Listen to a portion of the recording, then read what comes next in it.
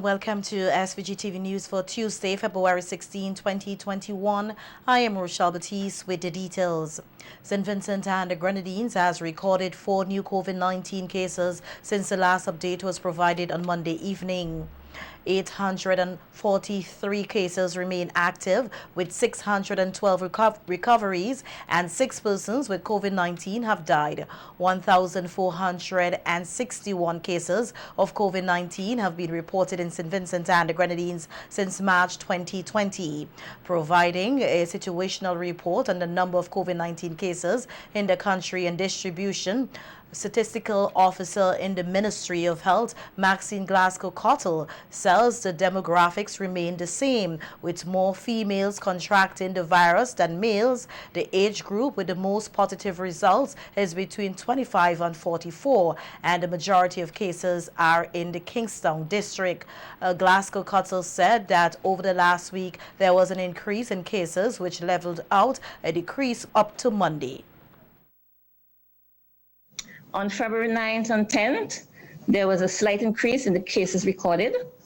Cases decreased on the 11th, with a slight upward movement on December the 12th.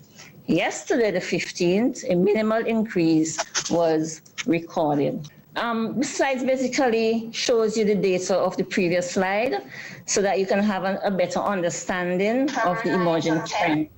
As you can see, it's showing the upward and downward trend. Trending downwards closer to the 13th and the 14th of February. The statistical officer said that it was also noted that there was a decrease in persons testing positive across all health centers using the rapid antigen test. It was a rapid antigen test. And if you focus on the red line, you will see that it is trending downwards. It means, therefore, that fewer persons feel the need to access the services at the flu clinic.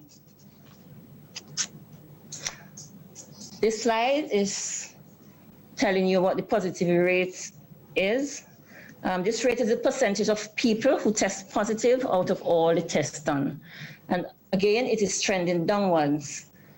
Taking into consideration the period under review, we have achieved below the WHO recommended threshold of 5% on 3 occasions. On February 4th and 5th, the rate was 4.1% and 3.5% respectively.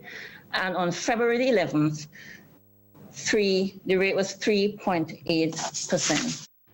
Minister of Health, Wellness and the Environment, Sinclair Jimmy Prince, announced at today's virtual news conference that 7 persons are hospitalized as a result of COVID-19. Minister Prince said that all 7 are in a stable condition. We are also in the process of procuring additional testing equipment to support our expanding system. The number of persons currently hospitalized as a result of COVID-19 is 7, and all these persons remain in stable condition and are currently being monitored by our team.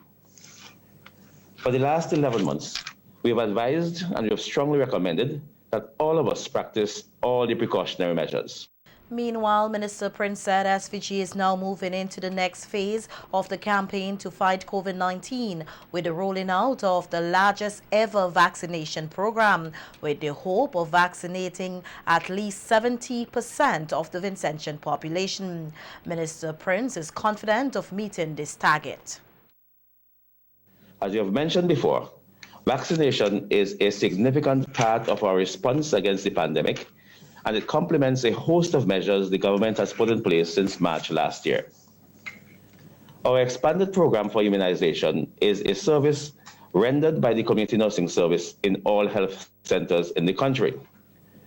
Our immunization service program over the years has been very efficient, and we've always met our immunization targets.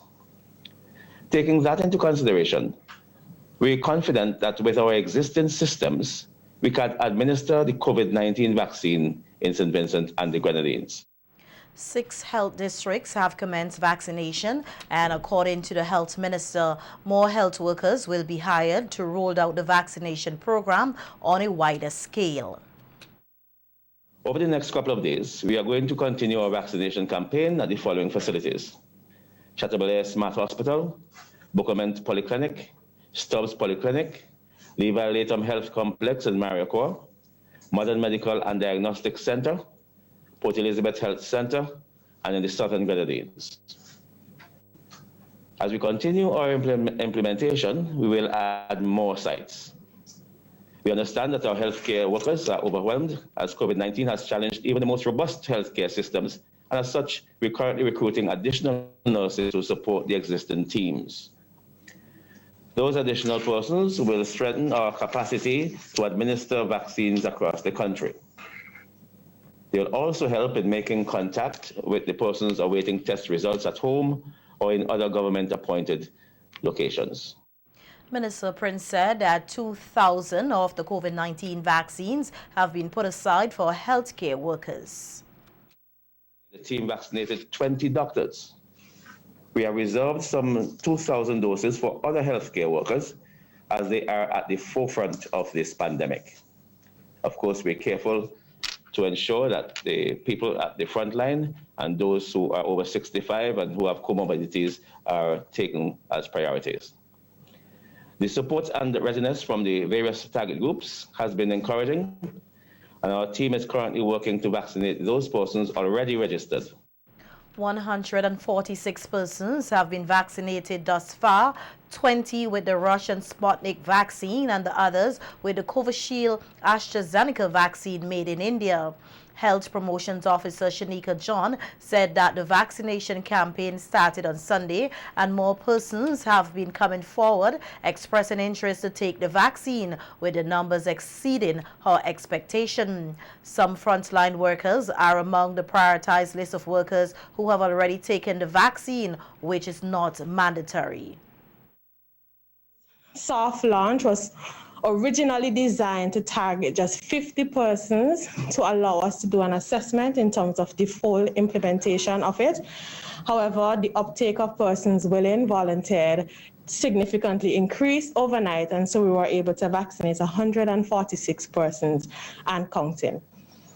This morning, we were able to increase that number again, where we vaccinated over 40 persons, including our healthcare workers at the Milton Caton Memorial Hospital.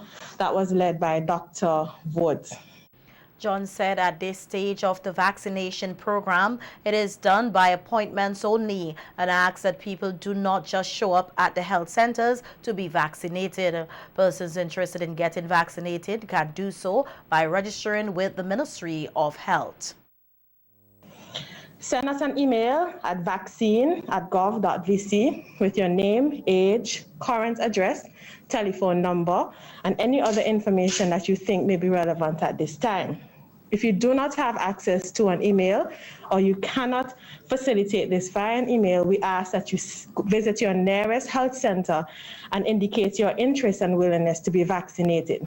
The healthcare provider will take your information, and this information will be forwarded to our team and it will be logged. As we move to the next stage, we will allow for persons to walk to their nearest facility where we will have more vaccination sites available. We are currently working with both the private and public sectors to continue to educate the public and to give accurate and updated information so persons can make informed decisions regarding the vaccination. John is also asking that persons be patient if they do not hear or get a response by email, pointed out that there are more than 300 people who sent emails indicating an interest in taking the vaccine. At the moment, we have roughly 300 plus persons waiting for appointment. We also have about 100 plus emails that we have received so far. And I urge you to keep in mind that one email does not equate to one person. We have one email where persons have been expressing interest for their entire family of 20 or more persons, 11 or so persons. We have co-workers who are trying to get registered together. So this process is taking quite a number of time for us to go through, but we can assure you that we are working 24/7 basically to get the list sorted and to get persons registered. So if you have sent an email and you have not heard from us as yet, we are getting to you. In this first phase, the target is to vaccinate 10,700 Vincentians. And medical registrar in the Ministry of Health, Wellness and the Environment, Dr. Franklin James, at today's news conference, noted the hesitation of some people in taking the vaccine. He said that it is the view of some to get the virus and develop immunity rather than taking the antibodies in the vaccine. However, he strongly recommends that persons take the vaccines with the antibodies, especially in persons who are susceptible, persons with certain underlying medical conditions. So it is better to be exposed to a small amount of the antigen in the vaccine, which allows your body to develop immunity, than to be exposed to the disease whose severity you have absolutely no control over. The Covishield and the AstraZeneca are the two vaccines currently being administered to persons here in SVG. The second dose for the two vaccines varies between 21 days and 6 weeks. In the case of the Sputnik 5, there's a 21-day period between the first administration of the first dose and the second dose. In the case of the AstraZeneca Covishield, it is recommended that there be between 4 and 12 weeks between the administration of the first dose and the second dose, but we have settled so far for a 6-week period. Dr. James pointed out that thus far, all COVID-19 vaccines administered were on the shoulders of the volunteers and reported on some of the feedback they've been getting from vaccinating persons. So in terms of local reactions, you may have pain and swelling locally to the area where the vaccine has been administered.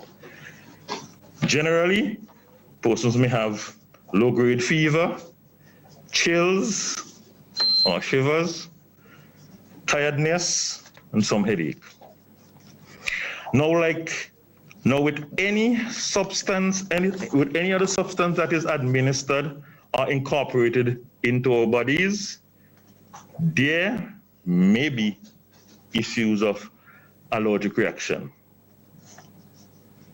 But severe allergic reactions with vaccines are generally rare. And the Executive Director of the Chamber of Industry and Commerce, Anthony Radisford, said businesses across all sectors of the economy have been experiencing a downturn due to the COVID-19 pandemic. However, he is hopeful things can turn around soon as countries around the world, including SVG, are rolling out their vaccination programs. In an interview with SVG-TV News, Radisford said despite the downturn, he is happy that none of the Chamber's members have had to shut their doors, but admitted that times are very difficult, which was highlighted through a recently conducted survey. In some sort of downturn. Among our members, we did a survey comparing business performance revenue-wise, January 2020 and January 2021. We compared two similar months. And generally, without COVID, January is a month that sees some suppressed demand. We compared the Januaries because we wanted to capture the time in which COVID is happening. And I can tell you that the majority of businesses in the chamber that responded to the survey reported varying levels of downturn. If less commercial activity is going on, people are following safety protocols, there's no activity per se in the tourism sector. So that, of course, will have a knock-on effect on the other sectors. The downturn is across all sectors. Very few people have actually reported a flat line or even an upward line. Commenting on how soon they can expect to return to some form of normalcy, Radisford said in his view this will be dependent on the willingness of Vincentians to be vaccinated with the COVID-19 vaccine, noting that at the moment it may be the only line of defense to regaining livelihoods. I think we really must get this place normalized as quickly as we can. And that's one of the reasons why I think the vaccine is a tool that we can use to do that. And it's not just in the St. Vincent context. That is the considered opinion of most world leaders. Let's try to get this thing normalized as quickly as possible so we can at least stop the hemorrhaging of the downturn of the economy. Now, in terms of the government giving direct support to businesses, as in cutting businesses checks, and saying, okay, fine, here is a lump sum of money to keep you going. It's ideal, but I'm not hopeful with that. I don't see where the money's going to come from. The governments here, across the Caribbean, don't have deep pockets. We just have to be realistic. So we have a problem. And the problem is that we really need to get COVID under control. As omnibus operators continue their strike action in protest of the 7-passenger capacity stipulated as part of the public health measures against the COVID-19 virus, members of the Vincentian Transportation Association met earlier today with government representatives as promised in the hope of reaching a common ground. Although the full outcome of the meeting is not yet known, SVG-TV News was reliably informed that a slight increase in the passenger capacity from 7 to 9 was put on the table. The Vincentian Transportation Association, in a written letter to the Ministers of Transport and Works and Finance, suggested several concessions for omnibus operators, including a reduction in fuel price, the continuation of sanitization of buses, a duty-free concession for 18-seater buses, a permanent economic subsidy of a minimum of 500 EC dollars per month, a waiver on all vehicle license fees for a period of 1 year, and a reduction by 50% thereafter, a waiver of all traffic tickets for passengers drop off or pick up outside of the bus stops, and any other benefits deemed necessary under the circumstances.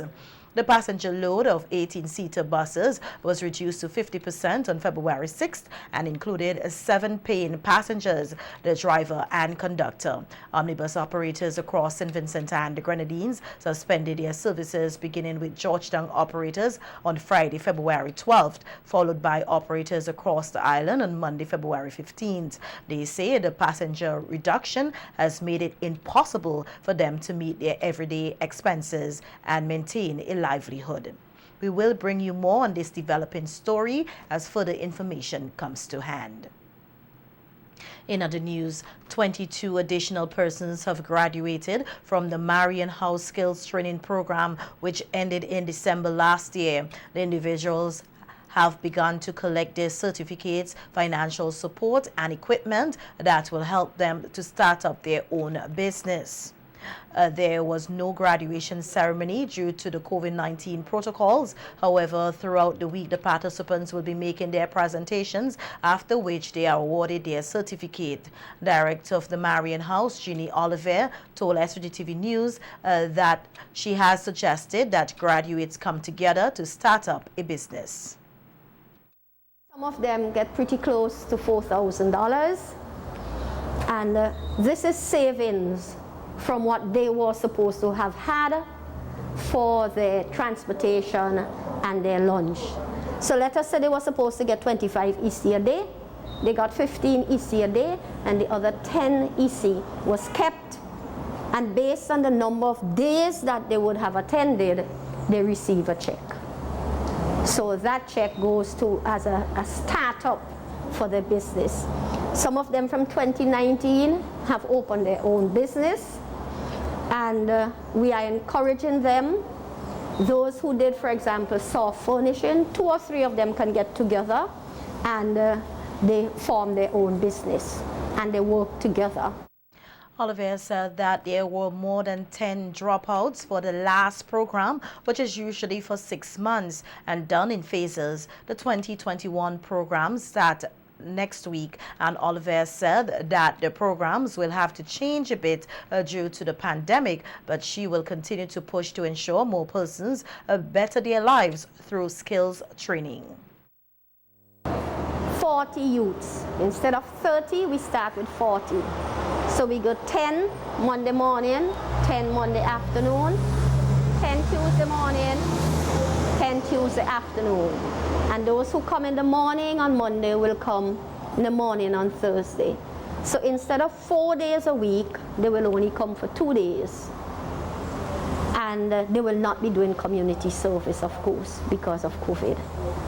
We have had a lot of challenges, a lot of drawbacks. Even our funders are not here to witness this, so that is why we are doing a lot of documentation. The programs offered were soft furnishing, food and bar, and cosmetology. Our news team spoke with some of the participants who all said that they are looking to start their own business with the acquired skills. I did food, so I collected my tools and the compulsory saving and my certificate and my t-shirt, look at right here. So I am grateful to collect these things because of all the hard work I go through and do. Put it to practice, as in like do something for myself. Try to see if I start my own business. I did soft furnishing. The program was good. I learned a lot of new stuff and everything. And I'm planning to open a business, in the meantime. What business? Sewing business, like making cotton, sheet, cushions, and those stuffs. Yeah. I did soft furnishing, and the program was very good. I liked it a lot, especially learning new things about how to sew, different types of draperies and window treatments. I quite enjoyed my time there. The teacher was very helpful, and I would recommend it to anybody else who just want to learn to sew or just need extra skills to help them get by. And the St. Vincent and the Grenadines Schools Guidance Counselors Association recently concluded a one-week Return to Happiness training session. The Return to Happiness training session is a UNICEF-developed program that has been used in the Caribbean to provide psychosocial support to children ages 0 to 18 in the event of a crisis. With the advent of COVID-19, it is now being used to support teachers as they navigate their own trauma and distress. The training for school counselors was run as an intense one-week program which focused on self-preparedness in the helping process, psychological first aid, crisis management, and intervention strategies.